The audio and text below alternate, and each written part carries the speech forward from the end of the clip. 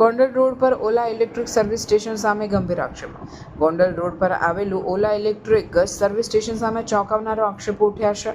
ગ્રાહકોનો ગુસ્સો ફાટી નીકળ્યો છે કે કંપનીના સર્વિસ સ્ટાફ દ્વારા જાળવણીના નામે બેદરકારીભર્યું વર્તન કરવામાં આવે છે.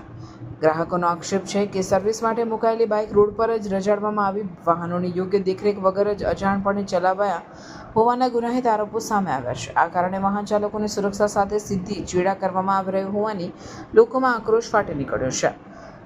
સર્વિસ સેન્ટર્સ કે સર્વિસ જ નહીં, આ તો સીધું જાહેર માર્ગ પર જોખમ ઊભું કરવાનો ધંધો છે. ગ્રાહકોની સુરક્ષા સાથે રમખાણ કરવામાં આવી રહ્યું છે એમ એક ગ્રાહકે તીખા શબ્દોમાં આક્ષેપ કર્યો. શું ઓલા ઇલેક્ટ્રિક કંપની પોતાના ડીલરશીપ પર નિયંત્રણ રાખવામાં નિષ્ફળ છે?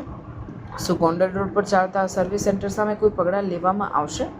ગ્રાહકોના વિશ્વાસ સાથે આટલો મોટો વિશ્વાસઘાત કરીને પણ શું એજન્સીઓ નિર્ભય છે? આ સમગ્ર મામલો સ્પષ્ટ છે કે જો યોગ્ય તપાસ ન થાય તો આવા સર્વિસ સેન્ટરો ગ્રાહકો માટે મૃત્યુના ફાંસલા સાબિત થઈ શકે છે. હવે જોવાનું એ છે કે કાયદો કડકાઈથી ઝપાટો મારે છે કે નહીં, કે પછી આ કંપનીઓ પોતાના મરજીના શાસન ચલાવતી જ રહેશે.